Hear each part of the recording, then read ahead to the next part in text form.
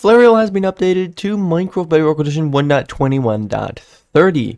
I will link the download page down in the description below, together actually with my Discord server, and I'd greatly appreciate it if you could join that. In terms of the download link below, it's going to be the same one that Flarial has posted in their official Discord, which will also be linked down in the description.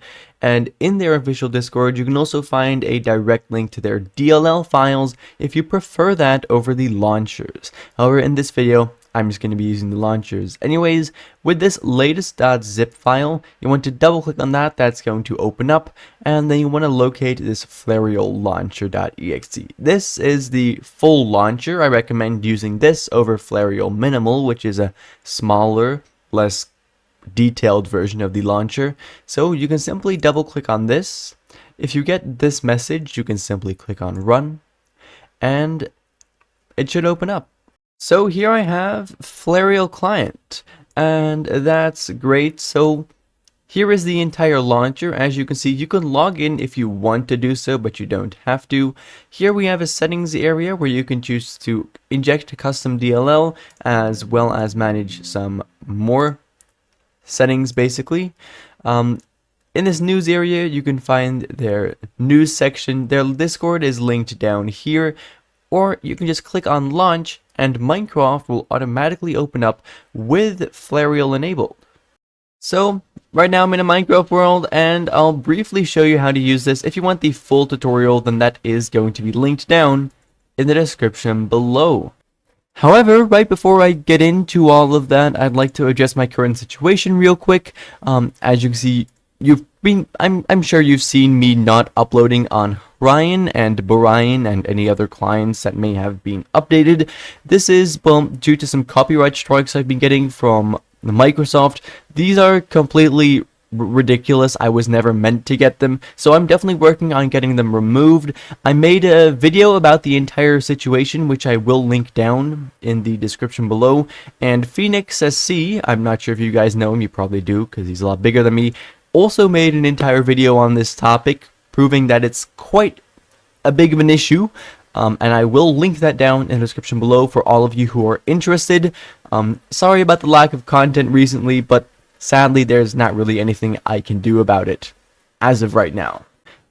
This is just going to be enough to get you started. So to open up the menu, you want to press on K. You should have already seen that when you got the notification that Flarial was injected. Anyways, basically this is the Click GUI. It contains all of Flarial's utilities. You can click on these red buttons to enable the utilities and click on them once again to disable them. As you can see, we have a little settings cog over here, and that allows you to basically access a little bit of a customization menu for the specific utility.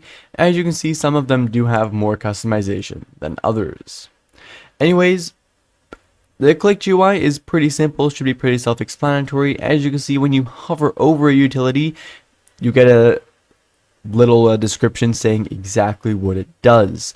Now, a few of these utilities are actually going to show things on your screen. The FPS, for example, as you can see, I now have an FPS counter, maybe the keystrokes as well. There we are. These are now two things that are showing up on my screen, but obviously the location isn't ideal, so to change that you want to go into the Click GUI over here and then access this little button, the pen, and that is going to allow you to be in the HUD customization area. Here you can basically drag around all of the HUD elements, place them wherever you like. As you can see, for example, I decide to place them here now. I can now simply press on escape and I'll be brought back to the Click GUI. In this settings area over here, we have just some general settings for the client where you can set an eject keybind if you wish to do so, and customize the general client itself if you want. This also allows you to turn off the watermark in inventories, which is enabled by default. As you can see, when I open up my inventory, I get the Flarial watermark over here. Anyways, once again, opening up the Click GUI, there's also a search bar up here if you're looking for something specific. And basically, that was that. There is one more utility I recommend you all look at, which is the zoom all the way down in the bottom. I recommend enabling this and then going into the settings, making sure the keybind has been set to C. And basically just like that. Now, as you can see, nothing is zoomed. However, I can use the C button to zoom in my game, as you would, for example, be able to if you had Optifine enabled in Minecraft Java Edition. I really like this feature, and I highly recommend it. So make sure you've done that. Anyways, for right now, basically, that was that. Thank you ever so much for watching, and I do, of course, hope to see you again in the next one. Bye-bye.